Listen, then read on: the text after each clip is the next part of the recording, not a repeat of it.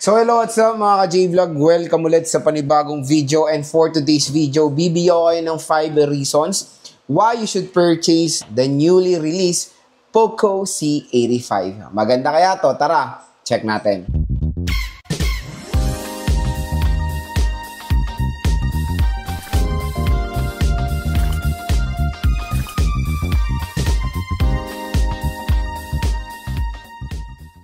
So yun mga ka-J-Vlog, for today's video, bibigyan ko kayo ng 5 reasons why you should purchase itong bagong labas sa Poco C85. At itong smartphone nga na to is kumbaga very affordable at bagong labas na budget smartphone ngayon ni Poco. At shoutout sa mga nakanood ng ating unboxing, first impressions dito sa device na to.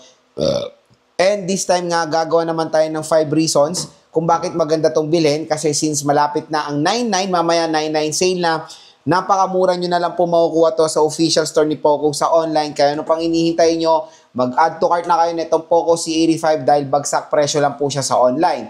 Ang SRP niya, ito po nakuha natin is 6GB 128, 5499 po SRP. Pero nakuha ko lang to ng 4,000 plus dito sa ating View products. So pag clinic nyo itong View products natin, madidirect kayo sa mura at bagsak presyo na Poco C85. At ang magandang balita, meron pa pong special voucher na naghihintay para sa inyo when it comes dito sa Poco C85. So ano pang hinihintay nyo? I-check out nyo na tong device na to. And yung 8GB 256 neto is naghahalaga siya ng 6,499. So again, pag yan po yung presyo niya sa sa physical stores or SRP kung baga sa mall.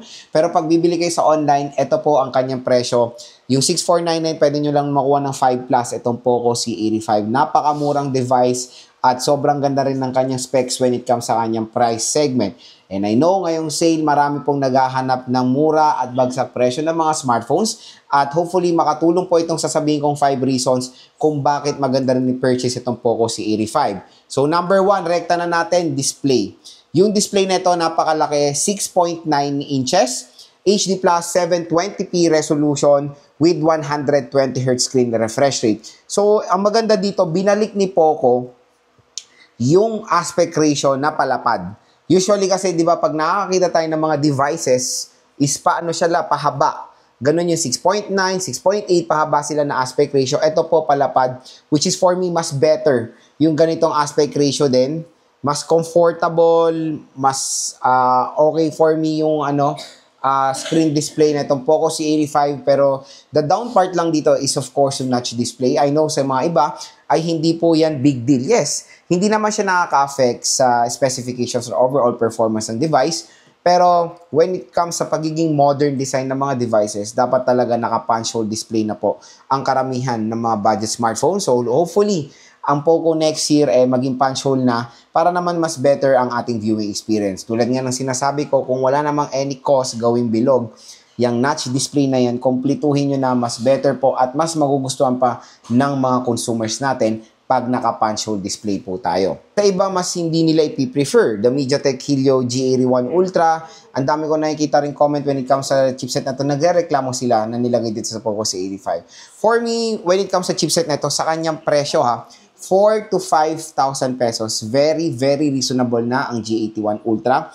Several times ko na na-test yung G81 Ultra sa mga iba't ibang smartphone brands and nakaka-handle po yan ng mga games or modern games today, including Genshin Impact sa lowest settings. Again, always look kung magkano nyo lang nakuha yung device. For me, the G81 Ultra sa 4,000 to 5,000 pesos, perfect fit po yan. Siguro maintindihan ko, magrereklamo kayo sa G81 Ultra kung nakuha nyo to ng 7,000, ng 8,000, definitely hindi siya bagay. Pero pag nakuha nyo siya ng 4,000 to 5,000 pesos, okay na okay po ang G81 Ultra. Again, hindi po yan mabagal na chipset sa kanyang price segment. Kaya no worries, when it comes sa chipset na to, all goods na all goods po yan. At snappy rin naman siya for a budget smartphone. Next mga ka-J-Vlog, the battery. Yung battery neto napakalaki, 6,000 mAh non-removable battery. Ito rin yung isang advantage ng Poco C85 sa mga ibang competitors niya, yung kanyang large battery. At hindi lang yun, naka 33 watts fast charging pa siya. So mabilis din mag-charge dito. And for me, pinakamaganda talagang iteterno nyo na fast charging rate sa malaking battery capacity like the Poco C85 is 33 watts na. 18 watts slow charging na yan for a battery na 6,000 mAh. So again, for that kind of price tag na 4 to 5,000 pesos, 33 watts is napakalaking advantage yan ng Poco C85. So mas convenient na mag-charge dito sa smartphone na to at yung 6,000 mAh battery capacity niya eh mabilis lang pumawa full charge. Siguro mga 1 hour lang, 1 hour to 30 minutes full charge na. Siguro mga 1 hour lang, full charge na itong device na to. So very, very convenient. Matagal siyang ma-low but mabilis siyang mag-charge. Next yung design. When it comes sa design ng Poco C85, ito na yung nakikita kong trend ngayon sa Xiaomi or even sa Poco. Yung ganito nila, yung may mga pa-cursive nila. Even the Xiaomi Redmi 15C, ganyan na rin yung itsura nila. Pero again, for the design, for me, is very minimalist. Maganda naman siyang tignan. Malamig sa mata, kumbaga. And kumbaga sa iba, nagte-trend is yung circular camera module. Dito is square shape camera module tayo. So again, napakalaki ng camera module ng Poco C85 later. Ng Poco C85. Pero again, ang very useful lang po na camera dyan is itong nag-iisang yan. Again, yung mga iba is design at useless. Tulad neto. Tulad neto, auxiliary lens lang yan na very useless. Ito is design at ito ay flash. Again, ito lang po yung camera ng Poco C85. Pero pag malayo, nakala nyo ang daming camera neto. Pero in reality, isa lang po ang camera ng Poco C85. For me, for the design, maganda naman. Sa mga consumers na naghahanap ng aesthetic na smartphone, especially the color purple, pwede rin naman siya sa panlalaki. Itong purple ng Poco C85. Para siyang to be honest, para siyang blue-violet.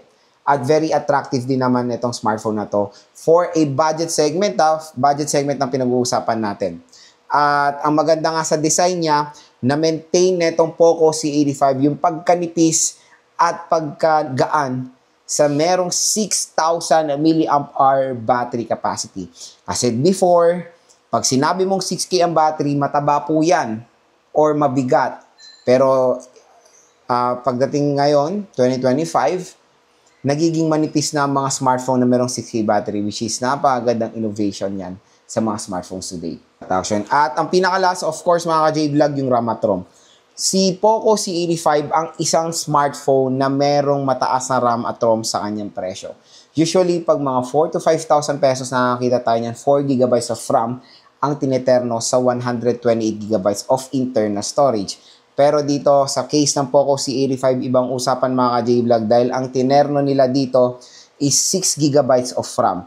And for me, a huge advantage yan netong device na to sa mga ibang competitors niya. Kasi syempre, maganda rin na merong malaking RAM sa murang halaga. Napaka-importante ng RAM sa isang device na dapat maganda chipset mo or okay yung chipset mo, tapos maganda rin yung RAM. Kumbaga dapat balance yung specs na ilalagay nyo sa isang device, which is dito sa Poco C85 na balance niya naman.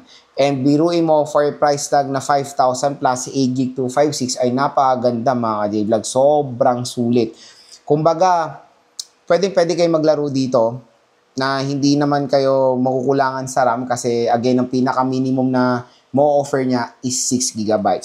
So, syempre, abangan nyo na lang din yung game test natin dito sa Poco C85. Iba pa rin, syempre, iba pa rin pag game test natin. Iba pa rin yung performance niya sa actual compared sa spec sheet lang tayo nagbe-base. Kaya abangan nyo na lang to dahil i-game test natin to sa mga iba't ibang mga laro. So again mga ka-J-Vlog, yun yung ating 5 reasons why you should purchase the Poco C85. And for me, isa to sa pinakasulit na smartphone na pwedeng ma-offer ngayon ni Poco ngayong bare months. At for me, magiging mabenta tong device na to. Kaya kung gusto nyo makakuha ng mura, bagsak presyo na Poco C85, again, yung view products natin, nandyan lang po. I-click nyo po tong view products natin dahil dyan may makukuha po kayong special voucher sa YouTube. Ang laki po ng makukuha yung discount dito sa smartphone na to. Below SRP and up to 1,000 pesos voucher mula sa YouTube and Shopee. So abangan nyo na lang din, of course, yung ating review at yung game test natin dito sa device na to.